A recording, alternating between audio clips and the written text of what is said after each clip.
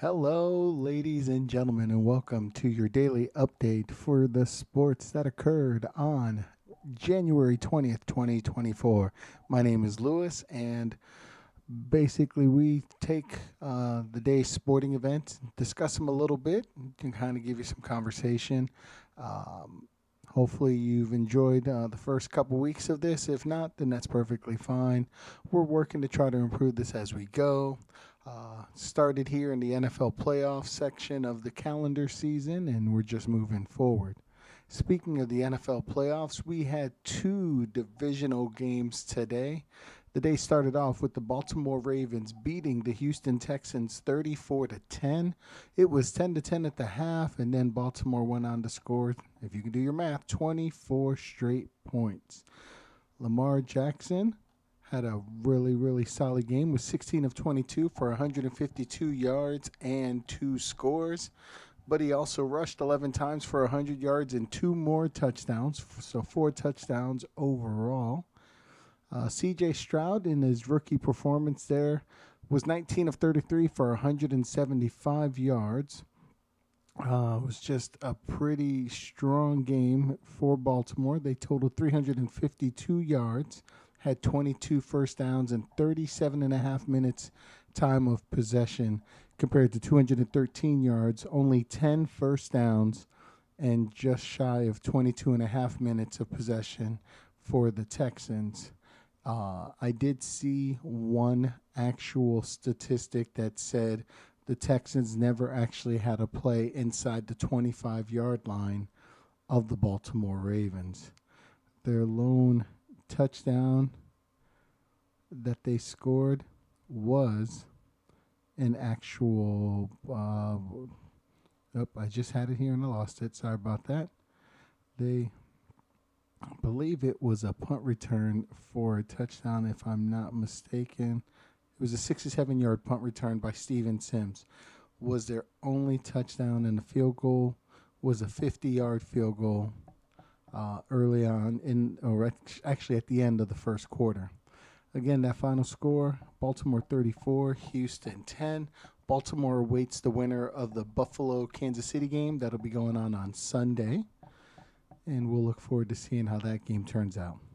But honestly, what was one of the really good games to watch, the San Francisco 49ers didn't hold on, but came from behind to win 24 to 21 against the upstart Green Bay Packers. Brock Purdy struggled through the day. He was 23 of 39 for 252 yards, but he led a drive in the last 7 minutes of the game. It was actually a 12-play, 69-yard drive that took 5 minutes and 11 seconds and ended when Christian McCaffrey put in his second touchdown of the game, a 6-yard run with the extra point, making it a 24-21 game. Jordan Love trying to lead the team back, got him part of the way down, but then was rushed out of the pocket, took a chance in the middle of the field, and was picked off to end the game. It was Love's second interception of the game. His first one was a tip pass that went up and was intercepted, led to a field goal for the 49ers. 49ers played most of this game without Deebo Samuel, who was hurt, looked like a shoulder injury, and it was probably I think it was around the second quarter. I'm trying to remember. Might have even been early in the first quarter where nope, that's what it was. It was actually in the first quarter. He came across, caught a pass, and while he was being tackled and he was held up, another defensive player came along and hit him and put a strain on his shoulder. And so he said he was okay, and it looked like he would have been eager to come back in, but the Niners said, no, we're going to leave him out. And it was kind of a rough time for the 49ers. A really great job by the defense of the Green Bay Packers. Christian McCaffrey had 17 carries for 98 yards and two scores. Aaron Jones had 18 carries and 108 yards for the Packers. Again, if you get a chance to watch this game, it was a really solid game. However, Green Bay did have those two turnovers. If you looked at the time of possession after the first half, A lot of it was Green Bay's up until the last drive that the 49ers had, where they went 12 plays, 86 yards in 5 minutes and 48 seconds, and that ended with a George Kittle 32-yard receiving touchdown from Brock Purdy. San Francisco now awaits the winner of the Detroit Lion. Boy, I just drew a blank. Detroit Lions and wow, I cannot believe I just forgot who the Detroit Lions are playing. They are playing the Tampa Bay Buccaneers. Wow. And so the winner of that game will visit the San Francisco 49ers next week, and we'll see who it is that will come out on top. That'll be the second game next week. The first game next week will be the winner of Kansas City or Buffalo visiting Baltimore. Then those two teams will be your Super Bowl competitors on February 11th, coming live from Allegiant Stadium in Las Vegas. That is the information from the two playoff games in the NFL today. Just again, if you get a chance to go back and look at some of the highlights, you'll see some incredible plays. Definitely worth your watch, worth your time to go back and see those. On the hardwood, let's talk some NBA stuff that happened. The Milwaukee Bucks, powered by Damian Lillard, come out and win at Detroit 141-135. This was an early afternoon game. Milwaukee, again, 45 from Damian Lillard, also had 11 assists and 6 rebounds. Giannis Antetokounmpo, 31 points, 10 rebounds, 9 assists. Both of those two helped to lead the Bucks. For Detroit, they were led in scoring by 33 points from Alec Burks. They also had 22 come from Ausar Thompson, but again, not enough. Milwaukee 141-135 winners. San Antonio comes out with a win against and at the Washington Wizards. Victor Wembanyama leading the way, had 24 points, 6 blocks, 8 rebounds. Jeremy Sokan, 23 points, and Devin Vassell, 21 points to help lead the Spurs. For Washington, they were led in scoring by 21 points from Marvin Bagley III. He also chipped in 12 rebounds. Jordan Poole provided 16, as well as Corey Kispert. Also providing some rebounds was Kyle Kuzma. He had 11 points, 12 rebounds. But again, not enough. 131-127, there was your San Antonio win. Philadelphia won their 5th straight, 97-89 over the Charlotte Hornets. Philadelphia led in scoring by Joel Embiid. Also chipped in 10 rebounds and 5 assists to go with his 33 points. Tobias Harris chipped in 21 as well. For the Charlotte Hornets, 25 points scored by Miles Bridges. He also chipped in 11 rebounds. Brandon Miller scored 23. Scary Terry Rozier, 19 points and 9 rebounds. Again, not enough. Sixers downed Charlotte. Do take note that LiAngelo Ball did not play in this game. Giving this game off. Toronto loses in New York as team former trade partners here just a little bit earlier this season. Knicks scored 126, Toronto 120. Knicks were led in a balanced scoring effort. They got 38 points from Jalen Brunson, who is one of 6 players in double figures.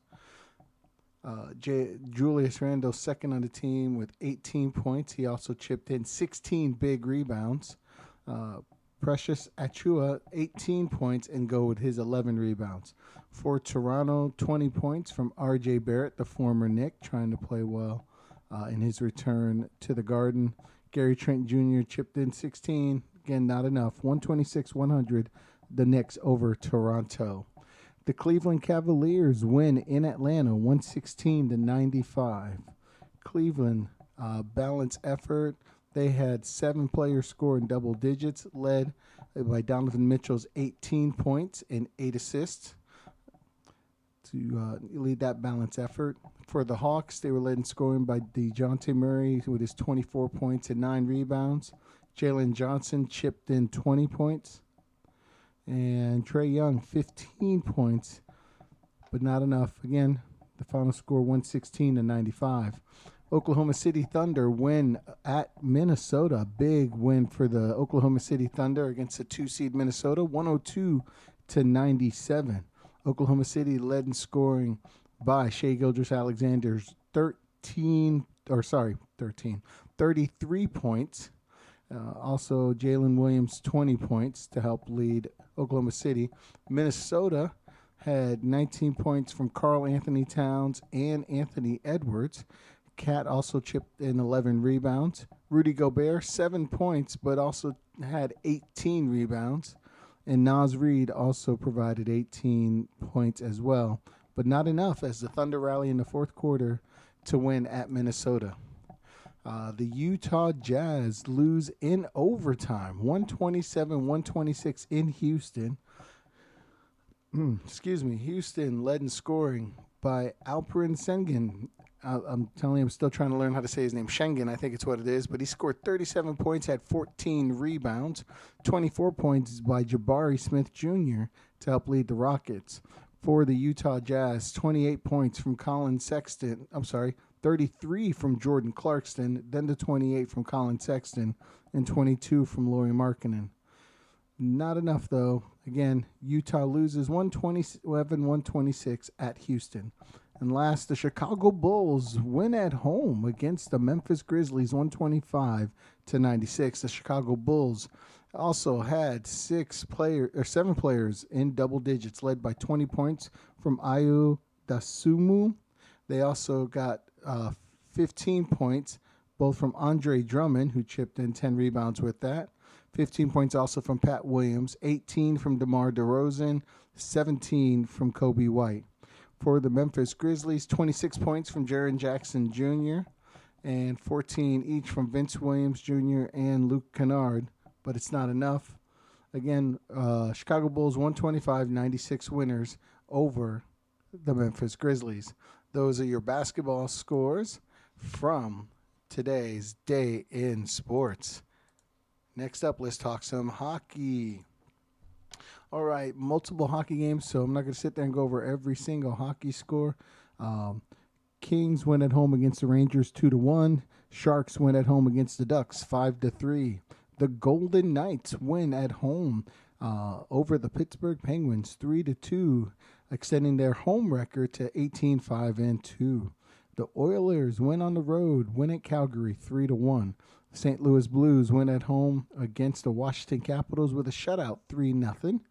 Vancouver Canucks win 6-4 at home against the Toronto Maple Leafs. The Dallas Stars go on the road to New Jersey and beat the Devils 6-2. The Coyotes win at home against the Predators 3-2. The Avalanche win at the Flyers 7-4.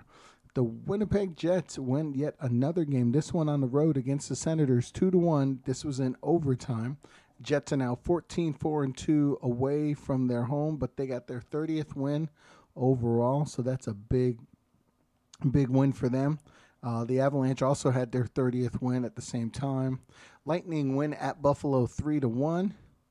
Big win for the Lightning. And then, of course, because I'm a Bruins fan, they win. They get 4 goals in the third period and win at home 9-4 against the Montreal Canadiens. Boston is now 15-3-3 at home, 28-8-9 overall. If we look at the standings right quick, Boston leads the Atlantic with 65 points, followed closely by the Florida Panthers and their 58. In the Metropolitan, the New York Rangers had 58 points, the Philadelphia Flyers 56, Carolina Panthers 55. Out west, the Winnipeg Jets have a 1-point lead, 64-63 over the Colorado Avalanche, and then 59 points for the Dallas Stars. And then lastly, the team with the most points in the league right now, the Vancouver Canucks, have 66 points, have a nice 7-point lead on the Vegas Golden Knights, who come in with 59 points. Just so you know, the NHL All-Star Game will be held in Toronto, and they did reveal who would be the captains for the All-Star weekends. It will be Team Matthews, which is led by Maple Leaf center Austin Matthews, with co-captain Morgan Riley. And the other team will be Team McDavid, which will be led by the Edmonton Oilers' Connor McDavid and teammated by Leon Draziato. And then another team will be Team McKinnon, which will be led by Colorado Avalanche center Nathan McKinnon. And then lastly will be red team be Team Hughes with brothers Quinn Hughes of the Vancouver Canucks and Jack Hughes from the New Jersey Devils. And so that will be your captains there. In other news, that if you're an old school hockey fan, you may remember this. The Islanders, because of their struggles after less than 2 seasons, the Islanders went and fired their coach, Lane Lambert. That's not the interesting part, but the part that was interesting for me was that they hired Patrick Waugh. If you're an old school hockey fan from my time, you'll know him from his time when it said he did coach Colorado Avalanche for 3 seasons, and he did win the Coach of the Year award in his first season after leading the Avalanche to the playoffs. But I remember him as a player way back when he used to coach. I remember him coaching the Avalanche, or not. I say coaching because I just read that. But when he played for Colorado way back when, and Montreal, being a multiple-time All-Star goalie. So he is now your coach of the New York Islanders. That's your hockey news. Just some quick college basketball notes, and we'll be done for the day. One big, wouldn't say big, but one upset in college basketball. Kansas, number 3 ranked Kansas, loses at West Virginia, 91-85. Definitely a big upset for them. West Virginia is now 7-11 on the season. Kansas that's their 3rd loss of the season.